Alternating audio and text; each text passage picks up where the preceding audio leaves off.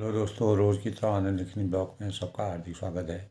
सबके मंगल भविष्य की कामना के साथ बड़ों को मेरा सादर नमस्कार, छोटों को मेरा आशीर्वाद। मैं ठीक हूँ, आशा करता हूँ कि आप ठीक होंगे।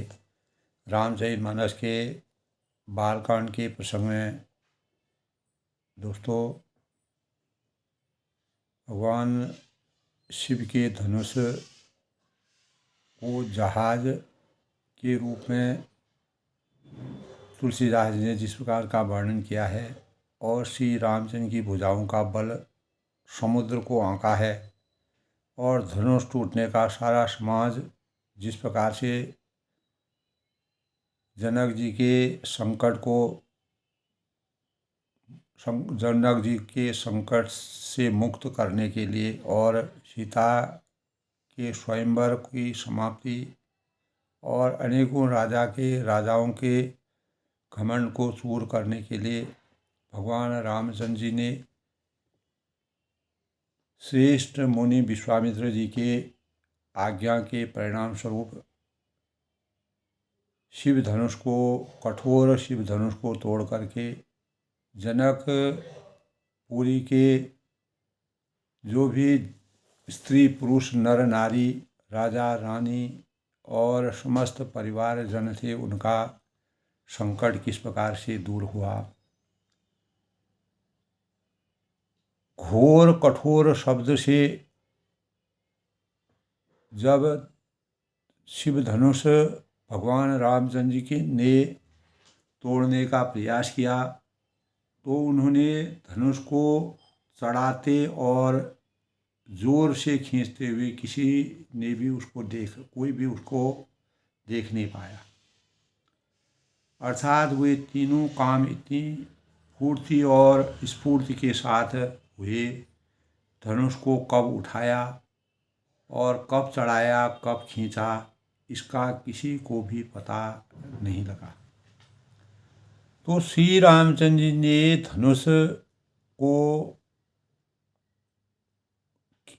धनुष खींचे खड़े देखा तो उसी क्षण श्री रामचंद्र ने धनुष को बीच से तोड़ डाला और भयंकर कठोर ध्वनि से चारों दिशाओं में दिग्गज और अनेक प्रकार के शेष बारह कच्छप सब कलमला उठे और भीषण आर्त ध्वनि के साथ स्वर्ग से पुष्पों की आर्त ध्वनि को सुनकर के स्वर्ग से पुष्पों की बरसात हुई। घोर कठोर शब्द से लोग भर गए। सूर्य के घोड़े मार्ग को छोड़कर चलने लगे और दिग्गज चिघाड़ने लगे। धरती डोलने लगी। शेष 12 और कच्छप कलमला उठे। देवता राक्षस और मुनि कानों पर हाथ रखकर सब व्याकुल हो गए। जिस शिव के धनुष को तोड़ने में देश विदेश के अनेकों राजा एकत्र होकर के सीता के स्वयंवर में शामिल हुए, लेकिन किंचित मात्र भी कोई भी राजा धनुष को तोड़ने में असमर्थ रहा और वह धनुष को छूने में भी कामयाब नहीं हुआ। तो तुलसीदास जी ने कहा है कि जब सबको निश्चय हो गया कि श्री राम जी ने धनुष को तोड़ डाला, तब सब श्री राम जी की जय बोलने लगे। तो शंकर चाप जहाज सागर रघुबर बाहुबल, चढ़ा जो प्रथम ही मोह बसो पूर्ण सो सकल समाज। सागर रघुबर बाहुबलो शंकर दास जहाज चाप जहाज। तो शिवजी का धनुष जहाज है और श्री राम जी की भुजाओं का बल समुद्र है। धनुष टूटने से वह सारा समाज डूब गया जो मोहवश पहले इस जहाज पर खड़ा था, जिसका वर्णन पूर्ण रूप से तुलसीदास जी ने बड़े ही मनोरम ढंग से श्री रामचंद्र जी को देखकर जब पृथ्वी की ओर देखती हुई सीता जी चंचल नेत्र इस प्रकार शोभित हो रहे थे, मानो चंद्रमंडल रूपी डोल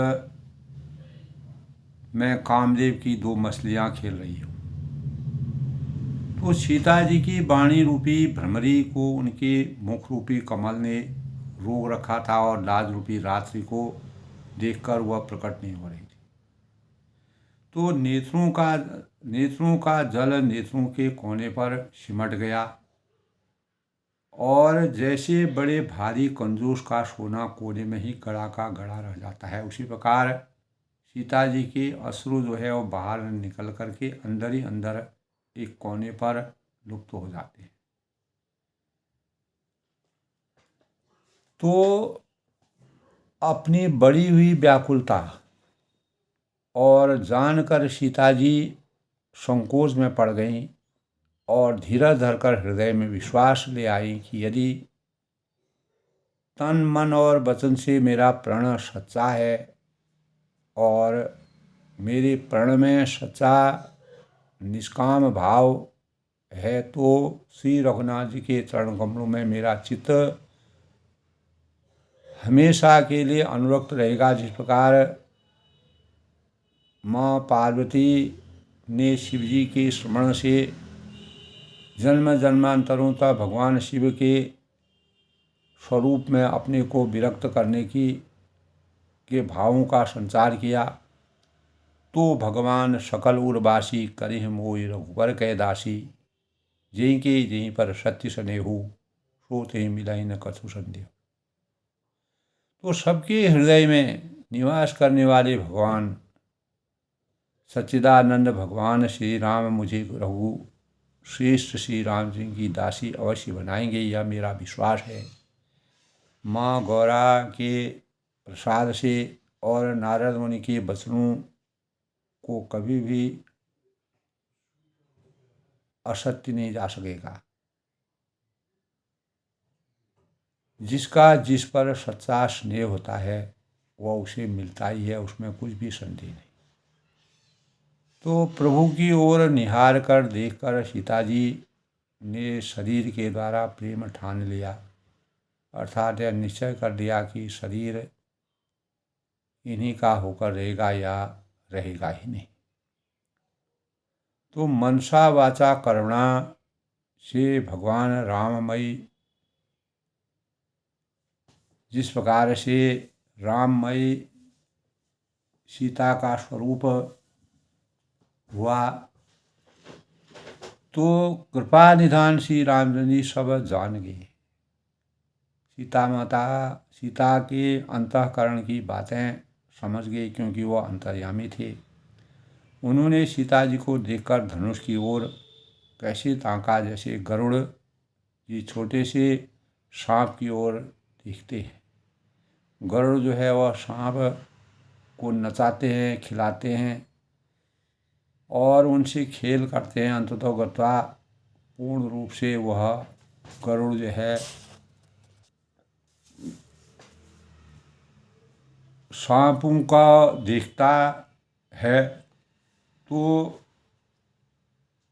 जब लक्ष्मण जी के अंतःकरण में जनक जी की बातों को सुनकर के क्रोध की ज्वाला उमड़ पड़ी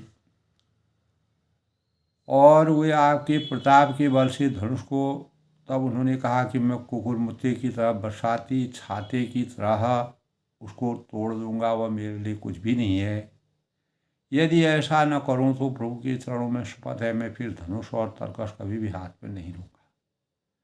तो लक्ष्मण जी ने जनक जी ने जब कहा था इस मही पर, भू पर राजा, पूरी धरती जो है राजाओं से विहीन हो गई है। कोई भी शक्ति जो शिव जी के धनुष को तोड़ने में देश देश के राजा आए, विराजमान हुए, लेकिन कोई भी धनुष को तोड़ने में समर्थवान नहीं हुआ। तो लक्ष्मण जी के क्रोध के वचन बोले तो पृथ्वी डगमगा उठी और दिशाओं के हाथी क्रोध करने लगे और इसके परिणाम स्वरूप लोग और सब राजा डर गए। सीता जी के हृदय में हर्ष हुआ और जनक जी संकुचित हो गए। तो गुरु विश्वामित्र जी, रघुनाथ जी और सब मुनि मन में प्रसन्न हुए और बार बार पुलकायमान होते श्री रामचंद्र के इशारे से लक्ष्मण मना लक्ष्मण ने मना किया और प्रेम सहित अपने पास बैठा दिया। तो भगवान राम को पूर्ण विश्वामित्र की आज्ञा का वह जो है आज्ञा का अत्यंत ही प्रेम भरी वाणी से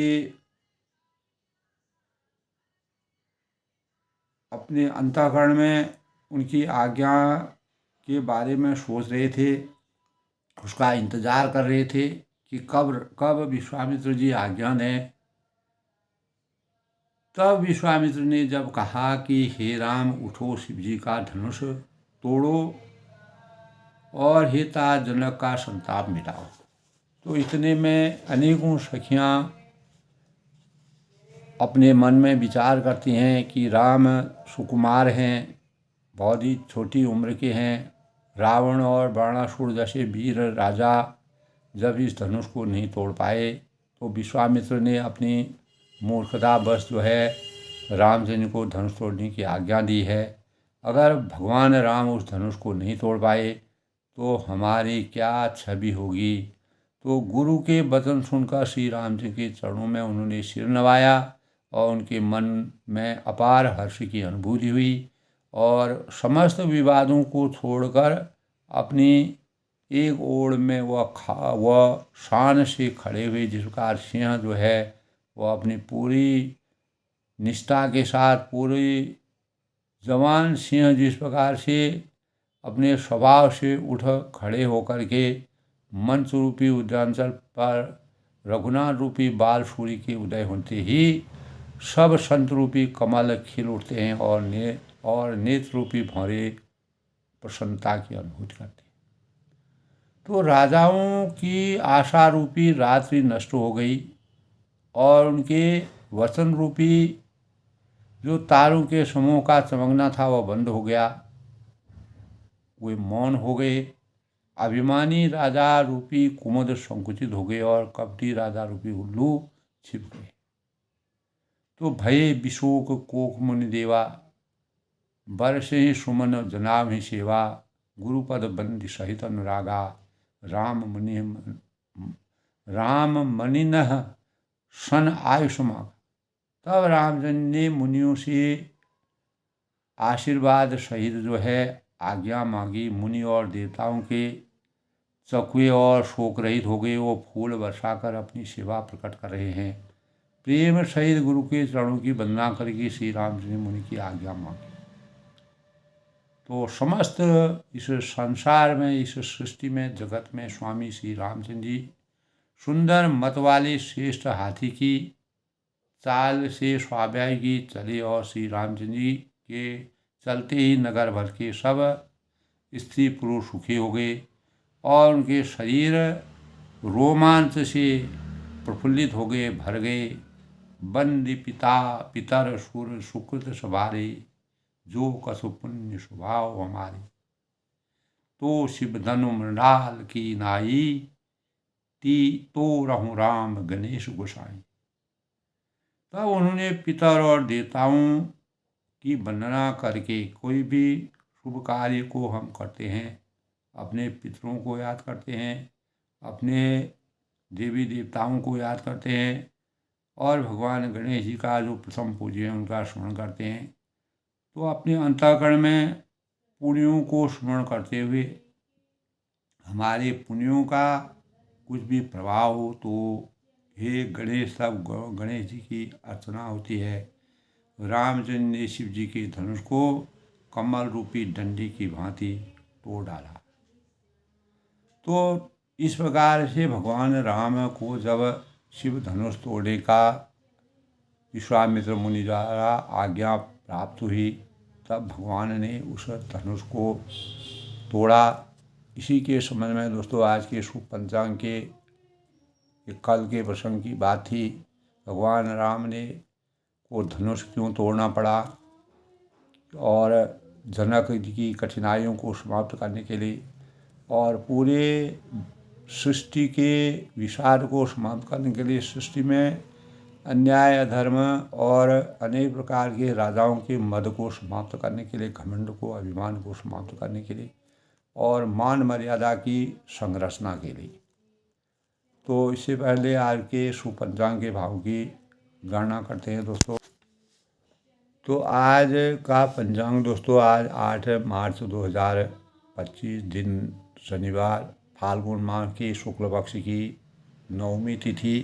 नवमी तिथि आज 8:16 तक सुबह तक रहेगी। उसके बाद 10वीं तिथि का शुभारंभ हो जाएगा। सूर्य आज कुंभ राशि में प्रवेश करेंगे। आयुष्मान योग 4:24 तक, उसके बाद सौभाग्य योग 4:24 के बाद 9 मार्च 2025 यानी 2:58 तक सौभाग्य योग का सहयोग रहेगा। और आर्द्रा नक्षत्र जो है वह आज के दिन है। आज के शुभ मुहूर्त की बात करें तो अभिजीत मुहूर्त 12:14 से 1:01 तक है। राहु काल, जिस दौरान किसी भी शुभ कार्य को करना वर्जित माना गया है, 9:41 से 11:09 तक। और अमृत काल आज दोस्तों 4:14 से 5:58 तक। ब्रह्म मुहूर्त 3:14 से 4:24 तक। सूर्योदय आज 6:39 तक पर होंगे और सूर्यास्त जो है 6:25 तक। पुनर्वसु नक्षत्र दोस्तों आज 11:28 से 1:55 तक पुनर्वसु नक्षत्र का सहयोग रहेगा। और जैसे कि हम जानते हैं कि दोस्तों आज शनिवार का दिन है। शनि जो है न्याय और कलयुग के देवता माने गए हैं। और शनि की प्रकृति जो है दारुण होती है। भगवान भैरव और शनि देवता का वास एक जगह होता है। भगवान शनि और हनुमान जी कलयुग के अवतारी देवता माने गए हैं। न्याय के प्रदाता है और समस्त प्रकार की परेशानियों, दुखों से छुटकारा शनिवार के उपवास से हमारे जीवन में होता है। शनि हमारे जीवन में अच्छे बुरे कर्मों के फलों के अनुसार हमें हमारे कर्मों के फल और यानी दंड देते हैं। और शनिवार को ये दिन विधि विधान के साथ भगवान शनि को तेल चढ़ाना चाहिए और पीपल के पेड़ के नीचे भगवान शनि का वास माना गया है। और शनिवार के दिन तेल, नमक, लोहा और अन्य चीज़ें खरीदना वर्जित माना गया है। और शनि भगवान को शिवजी द्वारा दंड दिया गया था। उसी दंड के परिणाम से उनके शरीर में घाव हो गया था, जिसको हनुमान जी ने सरसों के तेल से उनके घाव को पूरा किया। इसीलिए शनि और हनुमान जी का सानिध्य माना गया है। और शनि थोड़ा प्रबल थे, बलशाली थे और न्याय प्रिय थे। अन्याय को सहन नहीं करते थे। इसीलिए शनि के घाव को पूर्ण करने के लिए शनि में तेल चढ़ाने का प्राविधान तभी से शुरू है। हमारे पुराणों में, शास्त्रों में इस प्रकार का विधान है। और सायंकाल को शनि की पूजा करने के भाव है। ओम शम शनिश्चराय नमः का जाप करना चाहिए और समस्त मुसीबतों से छुटकारा मिलता है। किसी भी जातक के जीवन में 3 बार शनि की साढ़ेसाती किसी न किसी रूप में आती है। और उस साढ़ेसाती में अच्छे और बुरे सब प्रकार के कार्य होते हैं। और शनिवार को ख़ास तौर से दीनहीन हैं, ज़रूरतमंद हैं, वृद्ध हैं, गरीब हैं, असहाय हैं, उनकी सेवा करना फलदायी माना गया है। भगवान शनि प्रसन्न होते हैं। दान पुण्य करना शुभ माना गया है। शनिवार को बाल कटाना, नाखून कटाना वर्जित है और किसी प्रकार के भी तामसिक भोजन को नहीं करना चाहिए। और शनिवार को प्रसन्न करने के लिए भगवान शनि की उपासना करनी चाहिए और शनिवार के दिन काला कपड़ा और तेल का दान करना, काले तिल का दान करना शुभ माना गया है। इस दिन खिचड़ी का सेवन करना चाहिए क्योंकि इससे हमारे जीवन में सकारात्मक ऊर्जा प्राप्त होती है और नकारात्मक ऊर्जा हमारे शरीर से समाप्त होती है। तो इस प्रकार शनिदेव अच्छे कर्मों और फलों के प्रदाता और जो गलत कार्य करते हैं उनको दंड देने के भाव, उनके जीवन में जो भी व्यक्ति अच्छे कर्मों करते हैं उनको शुभता का प्राप्ति होती है और गलत कार्यों को करने से उनको अनेक प्रकार के दंड मिलते हैं। तो शनि को प्रसन्न कर्मयोग आधार पर दान पुण्य करना, यज्ञ, सरसों के तेल का दीपक प्रज्वलित करना और काल भैरव की पूजा करना, नशीले पदार्थों से दूर रहना, हनुमान चालीसा का पाठ करना और पीपल के पेड़ में शनि भगवान का वास होता है तो शनिदेव की पूजा करना, तिल के तेल का दीपक जलाना भी शुभ माना गया है। और काला कपड़ा, लोहे का सामान इस दिन खरीदना नहीं चाहिए। इस दिन जन्मे जो भी जातक इस दिन जन्म लेते हैं वह दृढ़ निश्चयी होते हैं, बुद्धिमान होते हैं, व्यावसायिक और सीधे साधे जीवन को सादा जीवन उच्च विचार के प्रेरक होते हैं। शनिवार को काले व गहरे नीले कपड़े पहनने का संयोग है। इस प्रकार शनि अच्छे फलों से जीवन में अच्छाइयों को प्राप्त करते हैं और बुरे कर्मों को करने से अनेक प्रकार के दंडों के भोग को हमको हमारे जीवन में दंड मिलते हैं। इसलिए शनि देव की पूजा अर्चना करना, वृद्ध हैं, असहाय हैं, जो गरीब हैं और जो चल नहीं पाते हैं उनकी सेवा करना शनिवार के दिन और पशु पक्षियों की सेवा करना, काले कुत्ते को खिलाना यह शुभ माना जाता है। इससे शनि देव प्रसन्न होते हैं, ऐसा हमारे शास्त्रों में विधान है, बताया गया है।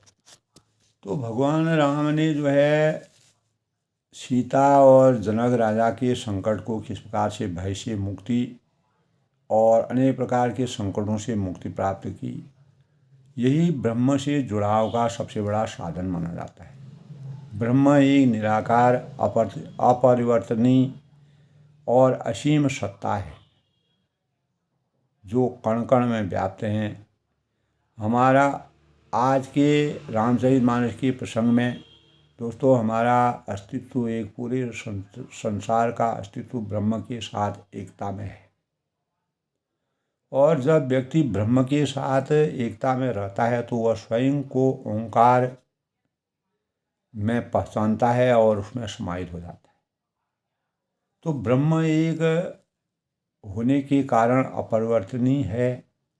जहाँ केवल एक सत्ता है वहाँ विकृति का परिवर्तन से कोई आसार नहीं होता है। तो जैसे दूध को दही बनाने के लिए दही जमाने वाली कोई दूसरी सत्ता आवश्यक होती है, वैसे ही जहाँ एक ही सत्ता है तो वहाँ मृत्यु, विकृति या भय की कोई आशंका नहीं रहती। मर्यादा पुरुषोत्तम भगवान रामचंद्र जी के राम राज बैठे त्रिलोका हर्षित भये गए सब शोका। तो ओंकार की स्थिति भगवान शिव ने भगवान रामचंद्र की इसलिए स्तुति की और हर समय भगवान राम जी के चरित्रों को, बाल लीलाओं को और भी लीलाओं को देखते हुए उन्होंने ओंकार की स्थिति अमृतत्व और निर्भयता की अवस्था को प्राप्त किया। जब कोई व्यक्ति दोस्तों ब्रह्म के साथ जुड़ता है, संलग्न होता है, ब्रह्म में लीन हो जाता है, तो वह मृत्यु और भय से मुक्त हो जाता है। उसके जीवन में न मुक्ति से डर लगता है, न भय से डर लगता है। और यही और आध्यात्मिक साधना का जो प्रमुख उद्देश्य वही होता है कि मनुष्य उसके माध्यम से अपने अस्तित्व को 3 अवस्थाओं में, यानी जागृत है, स्वप्न है और सुषुप्ति को ब्रह्म ओंकार के समर्पण में लाकर एकता की अवस्था में पहुंच सके। तो मानवीय जीवन में जब हम रामचरितमानस का प्रसंग तुलसीदास ने जिस काल का वर्णन किया है, प्रत्येक मानव रामचरितमानस के प्रसंग को से अच्छी भली भांति अवगत हैं, लेकिन वास्तविक हमारे ज्ञान की पराकाष्ठा को परिमार्जित करने के लिए इन तीनों अवस्थाओं में जो हमारी जागृति है, स्वप्न और सुषुप्ति है, का अस्तित्व केवल भिन्न गुणों की उपस्थिति पर निर्भर करता है। तो बाल कांड में जब भगवान राम ने शिव जी के धनुष को तोड़ा, तो जागृत, स्वप्न और सुषुप्ति को ब्रह्म ओंकार के समर्पण में लाकर एकता की अवस्था में पहुंचने का प्रयास किया। जो चेतन परिवर्तनशील और स्थिर सिद्धांतों की प्रबलता के कारण उत्पन्न यह शक्ति प्राप्त होती है, इन अवस्थाओं के माध्यम से प्रत्येक व्यक्ति स्वयं को ब्रह्म से पृथक समझता है। लेकिन जैसे जैसे वह साधना में रमता है, साधना में ब्रह्म में लीन हो जाता है, वैसे वैसे वह ब्रह्म के साथ एकता का अनुभव करता है। तो ब्रह्मांडीय अभिव्यक्ति इकाई सत्ताओं के अस्तित्व पर आधारित यानी प्रभावित करती है, जो संपूर्ण ब्रह्मांड से संबंधित है। तो दोस्तों, प्रत्येक इकाई सत्ता भगवान राम की जो सत्ता है का अस्तित्व ब्रह्मांडी विचार प्रक्रिया पर निर्भर करता है। प्रत्येक मानव की विचार भगवान रामचंद्र जी के विचारों से किस प्रकार से मेल खाता है, कैसे हम उनके सानिध्य तक पहुँचते हैं, इन विचार प्रक्रियाओं के माध्यम से ही, इनके सौजन्य से ही, अपने ज्ञान की पराकाष्ठा से ही, ब्रह्म साधना के स्वरूप से ही स्थूल शरीर उत्पन्न होते हैं और फिर इन्हें अपने विशेष अस्तित्व को बनाए रखने के लिए भौतिक रूपों में व्यक्त किया जाता है, अनेक प्रकार के भौतिक रूपों में। तो तब भगवान रामचंद्र जी मानव अस्तित्व को हमेशा के लिए चेतनामय रखने के लिए और अहंकार और अत्याचार को समाप्त करने के लिए दशरथ जी के वहाँ जन्म लेके अनेक प्रकार की लीलाएं की और 14 साल का वनवास लेकर के अनेकों कष्टों जो दुखी, पीड़ित, असहाय और निर्जन लोग थे, उनको मानव चेतना अंतिम सीढ़ी तक बैठे हुए व्यक्ति को भी मानव से जोड़ने का प्रयास भगवान रामचंद्र ने किया।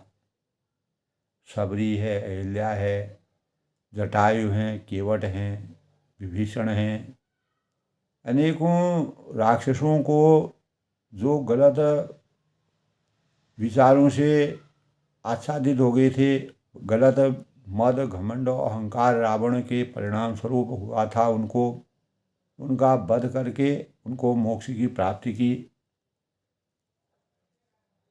इसीलिए जब इकाई सत्ताएं अपने अस्तित्व के अलगाव की भावना से मुक्त हो जाती है और ब्रह्मांडी इकाई से वह जुड़ जाती है, तो वे अपने कर्मों और परिणामों से मुक्त हो जाती है। यही रामचरितमानस में भगवान रामचंद्र जी ने राजा जनक और सीता के कष्ट को दूर करने के लिए, पूरी प्रजा के कष्ट को दूर करने के लिए और राजाओं के अहं को समाप्त करने के लिए तो अनेक कष्टों को दूर करने के लिए भगवान राम ने अपना अवतरण लिया। और जब जनक जी और सीता जी के स्वयंवर की बात आई तब विश्वामित्र मुनि के साथ राम और लक्ष्मण वहाँ जा कर के वहाँ के परिवेश को देख कर के, राजाओं की शक्ति को देख कर के, जब अंततोगत्वा जब धनुष कैसे भी नहीं टूटता है, तब भगवान राम और लक्ष्मण जनक जी की बातों से, जब जनक जी को पूर्ण रूप से यह मन में बैठ गया था कि अब धनुष को कोई नहीं तोड़ पाएगा, तब रघुकुल के शिरोमणि जागते हैं और जनक के विषाद को, कष्ट को, संकट को हमेशा के लिए दूर करते हैं। तो प्रभु दो चाप दंड महिदारे, देखी लोग सब भये सुखारे। तब भगवान रामचंद्र जी जब शिव के धनुष को तोड़ दिया, तब प्रभु दो चाप खंड महिदारे, प्रभु ने धनुष के दोनों टुकड़े पृथ्वी पर डाल दिए। जिस धनुष को कोई भी राजा, अनेकों देश विदेश के राजा आए लेकिन कोई भी उस धनुष को छू तक नहीं पाया। तब भगवान राम ने गुलाब की टहनी की तरह उसको कब उठाया, कब खींचा, कब नीचे डाला, कुछ पता ही नहीं चला। तो प्रभु ने धनुष के दोनों टुकड़े पृथ्वी पर डाल दिए। प्रभु दो चाप खंड मही डाली, देख लोग सब भये सुखारी। तब ऐसे परिवेश को देख करके, ऐसे सुखमय वातावरण को देख करके और जनक जी और सीता जी और पूरी प्रजा के संकट को देखते हुए सब लोग सुख का अनुभव करने लगे। कौशिक रूप पयोनिधि पावन, विश्वामित्र जी ने पवित्र समुद्र में, जिसमें प्रेम रूपी सुंदर अथाह जल भरा है, प्रेम बार अवगाह सुहावन, राम रूप राकेश निहारी, और राम रूपी पूर्ण चंद्र के को देखकर, जिस प्रकार पूर्ण चंद्रमा की छवि होती है उसी वह भगवान रामचंद्र की छवि को देख करके चढ़त बीज पुलकावली भारी लहरें बढ़ते देखी और आकाश में बड़े जोर से नगाड़े बजने लगे। चारों ओर का परिवेश सुखमय हो गया, आनंदित हो गया। चारों ओर अनेक प्रकार की सुंदर ध्वनियाँ होने लगी और देवांगनाएं हैं, अनेक प्रकार के गाने गा रही हैं, सुखमय जीवन की कामना कर रहे हैं। कोई नाच रहा है, कोई गा रहा है, कोई प्रसन्नता के मारे पुलकायमान हो रहा है। ब्रह्मा दिक्सुर सिद्ध मुनीषा प्रभु पुष्ण सही देखे, अशीषा बरसही सुमन रंग बहुमाला, गावही किन्नर की तरह। तब ब्रह्मा हैं, आदि देवता हैं, सिद्ध हैं और मुनीश्वर लोग प्रभु की प्रशंसा कर रहे हैं, भगवान राम की गुणगान कर रहे हैं और उनका वास्तविक साकार स्वरूप को देख करके आनंदित हो रहे हैं, सुख की अनुभूति कर रहे हैं। बरसही सुमन रंग बहुमाला, और आशीर्वाद दे रहे हैं। वे रंग बिरंगे फूल और मालाएं आसमान से बरसा रहे हैं। नाचहीं किन्नर गीत रहाला, किन्नर लोग रसीले गीत गा गा कर करके अर्थ काम मोक्ष की प्राप्ति के भावों का संचार पूरी मिथिला नगरी का इस प्रकार का प्रवेश देख करके सब लोग आनंद की अनुभूति से प्रसन्नमय हो रहे हैं। रही भुवन भरी जय जय बानी, धनुष भंग धुनि चात न जानी, मुदित कहूँ जहाँ जहाँ नर नारी, भंजहूँ राम शंभु धनु भारी। सारे ब्रह्मांड में जय जयकार की ध्वनि छा रही और जिसमें धनुष टूटने की ध्वनि जान ही नहीं पड़ती। और मुदित कहें जहाँ तहाँ नर नारी, जहाँ तहाँ स्त्री पुरुष प्रसन्न होकर कह रहे हैं, आनंदित होकर कह रहे हैं कि श्री राम जी ने शिव जी के भाई धनुष को तोड़ डाला। सब में जो है प्रसन्नता के मारे अपार खुशियों की बेला से सुखमय जीवन यापन कर रहे हैं। और घर घर खुशी के मारे सब लोग आपस में अनेक प्रकार के गाने गाते हैं, नाच रहे हैं, प्रसन्न हो रहे हैं, फूल बरसा रहे हैं। बंदी मागध सूत गनो विरुद्ध बदहि मति धीर। धीर बुद्धि वाले जो फाड़ हैं, मागध हैं, सूत लोग हैं, बिरदावली यानी कीर्ति का बखान कर रहे हैं भगवान रामचंद्र जी के। करें निशावरी लोग स्वभाव है गए धन मन वीर। और सब लोग घोड़े हाथी धनमणि और वस्त्र निशावर कर रहे हैं, भगवान को निशावर कर रहे हैं। झांझ मृदंग संग सहनाई, भेरी ढोल दुंदुवी सुहाई। बाजई बहु बाजने सुहाई, जहना जो जुवती ने मंगल गाई। यानी झांझ है, मृदंग है, शंख है, सहनाई है, भेरी है, ढोल है और सुहाने नगाड़े आदि बहुत प्रकार से सुंदर बाजे बज रहे हैं। और जहाँ तहाँ युवतियाँ मंगल गीत गा रही हैं। सखिन सहित हर्षी अति रानी, सूखत धान पराजन पानी। जनक लहूँ सुख सोच बिहाई, पेरर थके था जनराई। और सखियों सहित रानी अत्यंत हर्षित होती हैं, प्रसन्न होती हैं और ऐसा लग रहा है कि सूखत धान पराजन पानी, मानो सूखते हुए धान पर पानी पड़ गया हो। जब धान सूखने की अवस्था में आ जाता है तो वह यानी एकदम भूसा बन जाता है। लेकिन जब धान में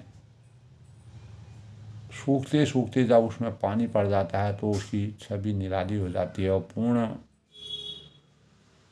धान का पानी जब धान में जब पानी पड़ जाता है तो वह सूखते सूखते जब बचता है तो सब में जान आ जाती है।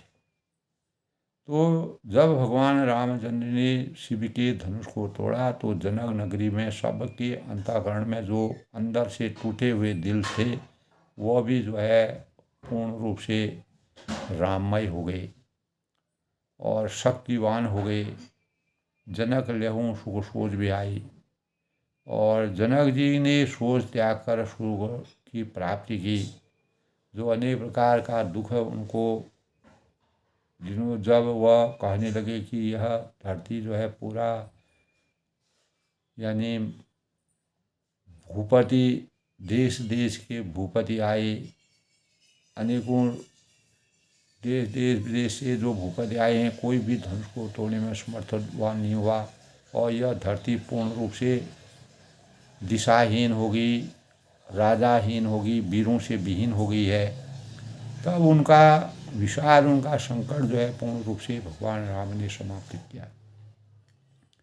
तो सखिन सहित हर्षी अति रानी, रानियाँ जो थीं, रानियाँ सहित यानी सखियों सहित जो रानियाँ थी अत्यंत प्रसन्नता के मारे फूलिन समाई।